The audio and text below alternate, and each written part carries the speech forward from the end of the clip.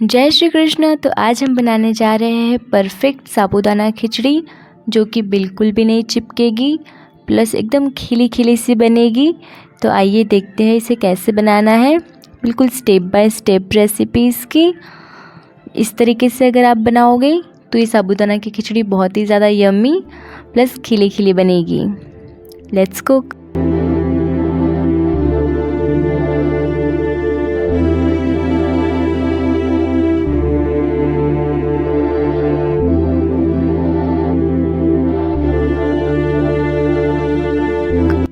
तो सबसे पहले हम एक पैन में मूंगफली को ड्राई रोस्ट कर लेंगे। इसे अच्छी तरीके से भून लेंगे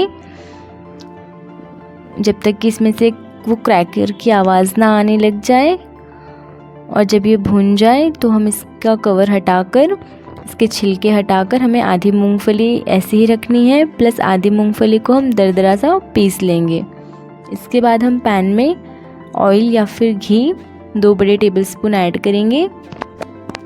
जब ये अच्छे तरीके से हीट हो जाएगा, गर्म हो जाएगा, इसके बाद यहाँ पर हम ऐड करेंगे आलू को मैंने यहाँ पतले पतले स्लाइसेस में कट कर लिया है। तो इस तरीके से आलू को आप पहले ही फ्राई कर निकाल लें तो इसका टेस्ट बहुत ज़्यादा अच्छा आता है। अगर आप चाहे तो मूंगफली भी फ्राई कर निकाल सकते हैं, बट हमें उसे ग्राइंड करना था, पीसना था, इसके लिए हमने उसे ड्राई रोस्ट किया है। अब इसे हम थोड़ी देर तक ढककर पका लेंगे।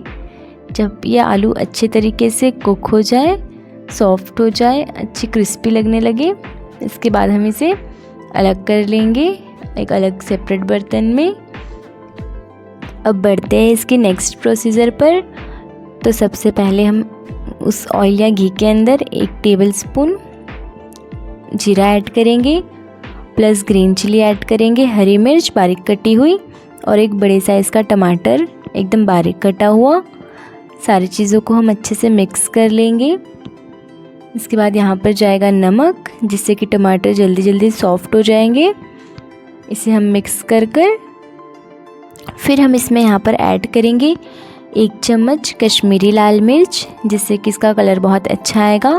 अगर आप बच्चों के लिए बना रहे हैं या अगर आप मिर्च नहीं खाते हैं तो आप मिर्च अवॉइड कर सकते हैं।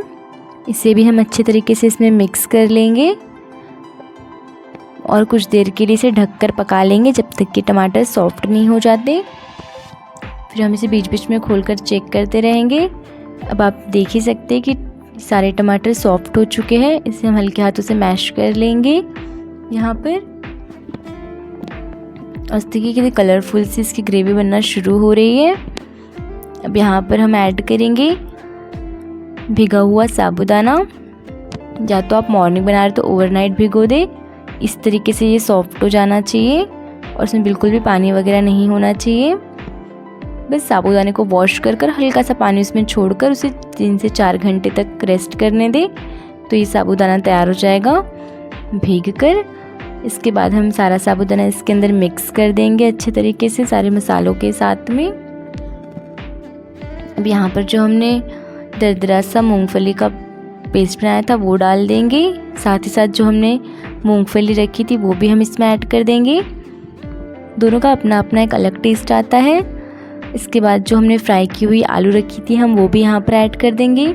थोड़ी सी यहाँ मैं काली मिर्च ऐड कर रही हूँ, जो कि बहुत ही ज़्यादा अच्छा टेस्ट करती है, प्लस बारीक कटा हुआ हरा धनिया, इसका भी टेस्ट बहुत अच्छा आता है। अगर आप फास्ट के लिए बना रहे हैं, उपवास के लिए बना रहे हैं, तो आप जो जो चीज़ें उपवास में नहीं खाते वो सारी चीज़ें इसमें से स्किप कर दें, अवॉइड कर लें। अब सारी चीज़ों को अच्छे से मिक्स करने के बाद हम इसे कुछ देर के लिए ढककर पका लेंगे। अगर आप चैनल पर नए हैं तो चैनल को सब्सक्राइब कर दें, और वीडियो यहाँ तक पसंद आई हो तो वीडियो को एक प्यारा सा लाइक ज़रूर कर दें और कमेंट कर बताएं कि आपको ये रेसिपी कैसी लगी। अब हम इसे चेक कर लेंगे और ये हमारी एकदम परफेक्ट साबूदाना खिचड़ी बनकर तैयार है। आप इसमें सॉल्ट ऐड कर लें, फास्ट वाला, या आप ऐसे बना रहे तो नॉर्मल रेगुलर सॉल्ट यूज़ करते वो ऐड कर ले और इसे अच्छे से मिक्स कर ले। और ये हमारी खिली खिली सी परफेक्ट साबूदाना खिचड़ी बनकर तैयार है। मिलते हैं नेक्स्ट वीडियो में एक नई रेसिपी के साथ। तब तक के लिए अपना ध्यान रखें।